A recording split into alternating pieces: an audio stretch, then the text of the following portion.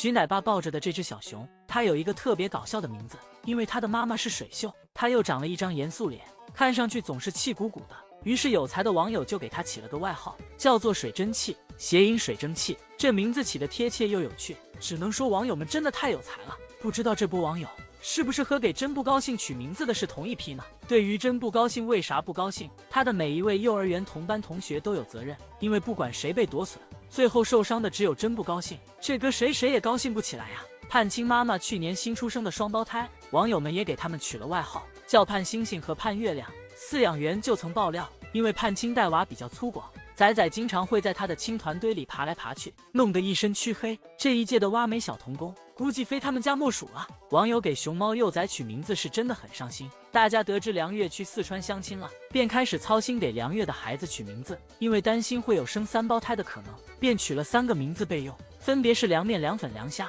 结果最后大家空欢喜一场，梁月只是吃了一肚子的粮草回来了。老五，就没有一位姨姨能帮我报警吗？嗨，算了，这班不上也罢，干脆躺平算了。前有大飞机被抬走，小五扶树嚎啕大哭，经由敞篷汽车拖去维修，小五继续嚎啕大哭。前几天坐在车里有多嘚瑟，现在哭的就有多痛。估计小五心里有一种当了10天半的长安大柿子，一觉睡醒又被贬回平民的感觉。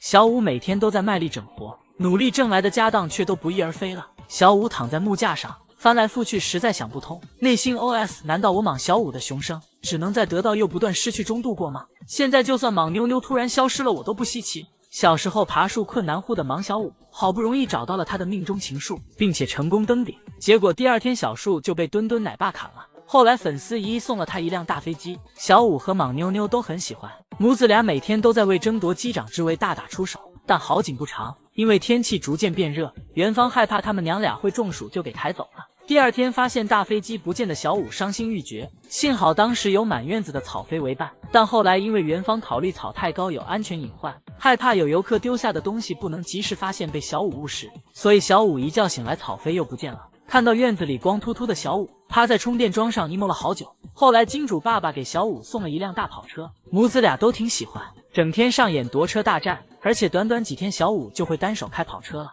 看着这嘚瑟劲儿，妥妥的拿捏了纨绔子弟的气质。然而因为跑车需要维修，小五一觉睡醒跑车又不见了，老是这么弄，吓得孩子晚上不敢睡觉了，怎么办？跑车被拖走后，莽妞妞和莽小五互相责怪，小五认为是妈妈偷偷把跑车藏起来想自己玩，而莽妞妞认为是儿子不争气，还没玩几天汽车就被收走了。小五为了报复莽妞妞，还从木架下面偷袭了她。躺在木架的莽小五好像做了一场梦，一切繁华都如过眼云烟。小五心想，对，没错，以后你们只配看到躺平的我。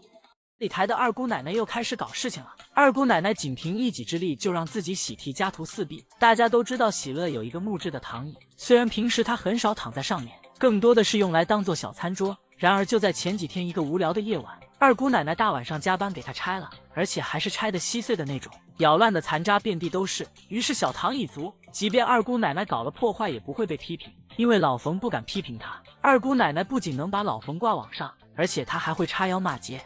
就在外边还挑了干嘛呀？反正是不能吃的。刚才我说那能吃吗？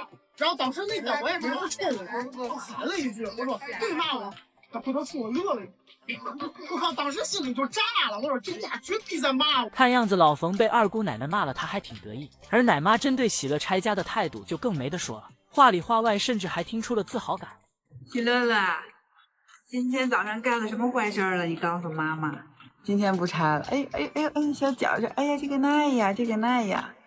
哎呀，今天不拆了吧？是不是？啊，今天还是喜拆家吗？你看看你屋里还有啥？你还想拆啥吗？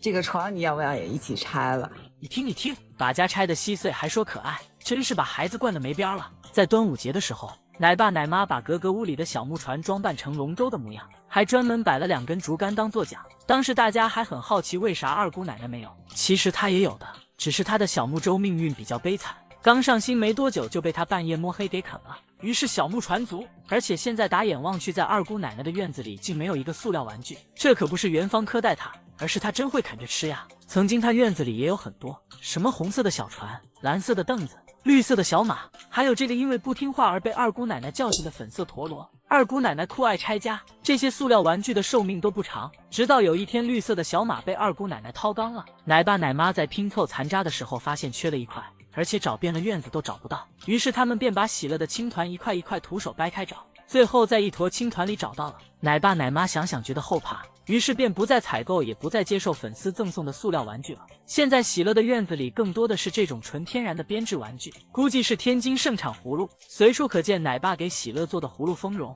二姑奶奶不是徒手掰，就是用嘴啃，这一年到头毁的葫芦不计其数，院子里的小树大树也难逃二姑奶奶的魔爪。但要说得罪喜乐最多的还是这把小主意，不是把二姑奶奶摔得熊仰马翻，就是砸二姑奶奶的脑袋，咱就说把她扔沟里真是不亏啊。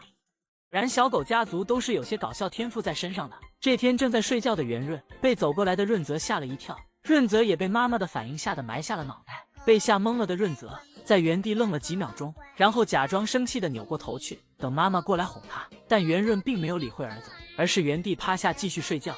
润泽见状便生气的想去打妈妈，结果一个没站稳，把自己摔得熊仰马翻。还有一次，圆润带着润泽在木架上休息，结果圆润躺下的一瞬间，直接把润泽挤下了木架，都把润泽摔懵了。有些网友分不清润泽和润阳，其实他俩也很好分辨，看着潦草一些的是润泽，看着文静一些的是润阳。润泽潦草的模样像被屁崩了一样，这对炸毛刷子耳和当年挖煤时期的圆润简直一模一样。而且润泽和润阳这两个废头子可比当年的二狗和花花难带多了。当年因为二狗比较独立，喜欢自己玩，而花花又比较文静，不怎么费骂，所以那时的圆润有很多的精力去爱他们。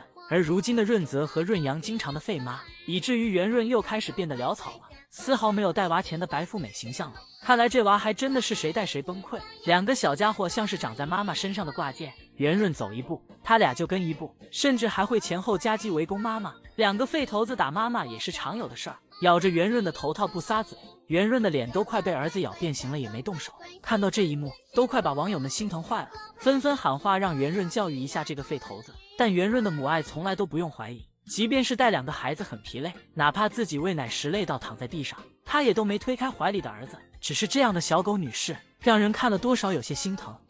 香港海洋公园现在可热闹了，2只变4只，4只变6只，不到1年的时间就一跃成为了熊猫大户。有大家熟悉的老面孔，也有初来乍到的新面孔，还有2只养成系的港产熊猫宝宝，老中青全齐了。安安和可可一经展出，就引起了不小的轰动。2只小家伙非常活泼，公开营业的第一天，安安就可以大大方方的正对着游客吃播了。可可更厉害，直接趴在玻璃上和游客贴贴，还和梁咏琪来了个近距离互动。他们2个能如此社牛，肯定和饲养团队的尽心付出有着莫大的关系。安安和可可的颜值更是没得说了。安安随了林冰妈妈高大的身材，是标准的浓颜系大帅熊，而且他还是中心有名的越狱大王。香港人民听说后也是开心坏了，打算拿着麻袋蹲守公园门口碰碰运气。只是去的时候要多带2个人，毕竟安安1.8米的大高个，200大几十斤的体重，确实有点不好抱。可可长得很甜美，却有着小辣椒般的性格，她非常的活泼，是官方亲自认证的假小子，曾经还挑战过中心战神姚一家。